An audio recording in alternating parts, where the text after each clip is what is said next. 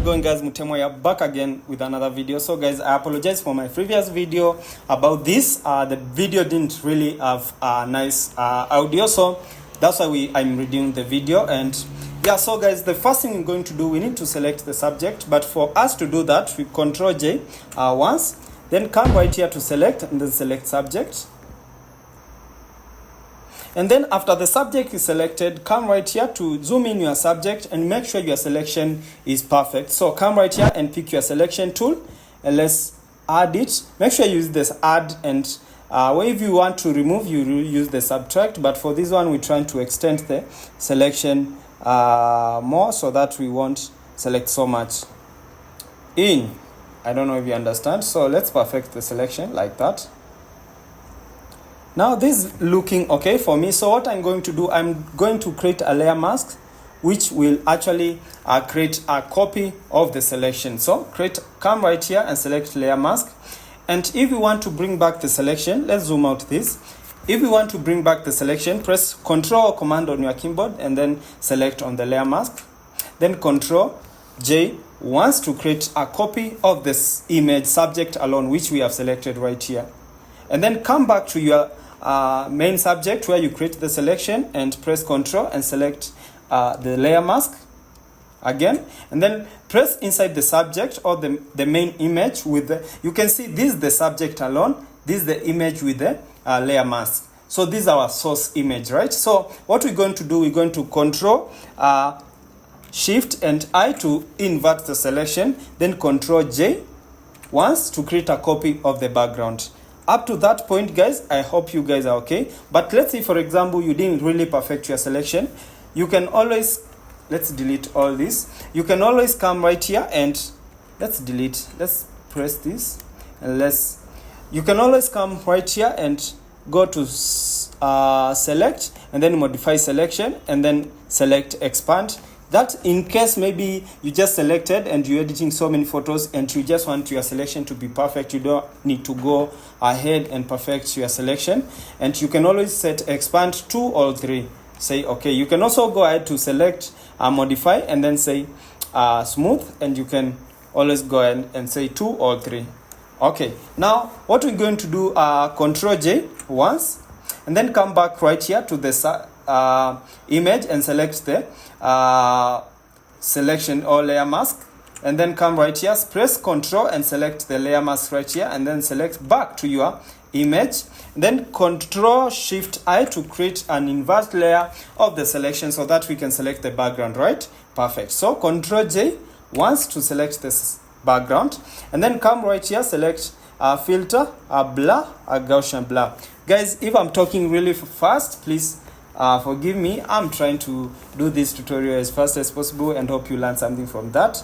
And yeah, so hope you're learning something. You can always pause and go back. But anyway, hope you're understanding. So you can see your value can be up to 90 or 100 depending on how rough your background looks. And then let's give it 100 and say okay. Okay. Now after the selection, what we're going to do now, we need to perfect the selection more on the already smoothened background. So I'll select the layer 1, which is like the subject, and then press Shift and select our main subject or our main image with our main selection, and then put all in a group, and let's call this cleaning background. Cleaning background, right? Okay, so I'll go ahead and create a layer mask right here. But for this layer mask, it's for perfecting the selection or perfecting the smoothing. That is, we need to pick a normal brush and make sure the flow is like 50 to 10 to 50. And what we're going to do, we make sure the foreground color is black because we try to remove the effect on the edges of the model skin so that the model will look like she's floating on the background. I think this is already coming out really, really nice.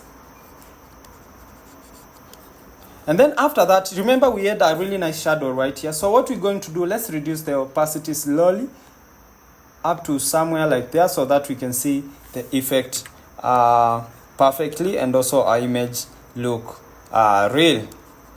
I think at that point our image is looking, though this is the before and this is the after, this is the before and this is the after. So what we're going to do now, we need to play with the background color so that the image even pops more. So what I'm going to do, I'll open the group and then Control Shift Alt and T to create another merge layer of everything. And what I'm going to do, I'll press Control and select on our main selection right here, and you can see it's already selects our subject. But what we need to do to work on is the background. So we Control Shift and I to create an inverted layer, inverted selection, or to inverse the selection, right? And then come down here and select selective color.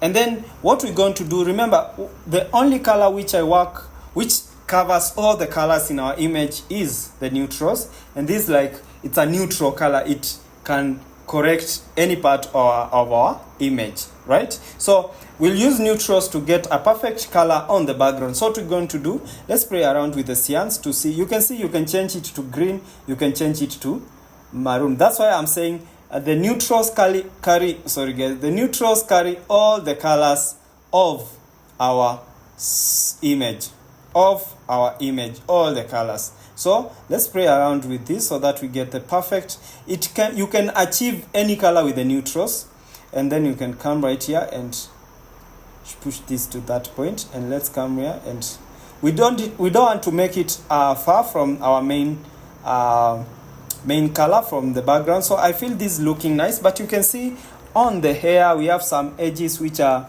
let's say, are not there on the hair. So to remember, if the model has flyaways, they are mostly transparent, so light can go through the hair so that you can see the background through the hair. So what we're going to do, I'll come right here and pick my brush tool and make sure the foreground color is black, and let's make sure the foreground color is white, because we need to add it on the hair so that you can see, like, this is the hair which is really the light which is going through the hair so that you can see the background. That's the effect if she has this nice afro and with flyaways. I don't know if you understand, guys. So yep, at that point, let me zoom in. At that point, I feel the image is looking really nice, but I feel the background color, the background effect is too much, even the smoothing. So what I'm going to do, I'll press Shift and select all the background correction layers and put all those in a group. And let's reduce the opacity slightly up to that point there. Perfect. And now, guys, that's how we clean the background. And if you can see, this image is not retouched. So any other effect, you can always correct that in frequency separation. So guys, and also dodge and burn, because dodge and burn also corrects the skin or the background perfectly. So hope you guys learned something from today's tutorial. Or sorry about my previous video. I try to balance delivering for clients and making these tutorials, and sometimes it takes so much time, so I might forget I didn't add audio there. So sorry about that, but I'm trying to make as many videos as possible, and see you in the next video.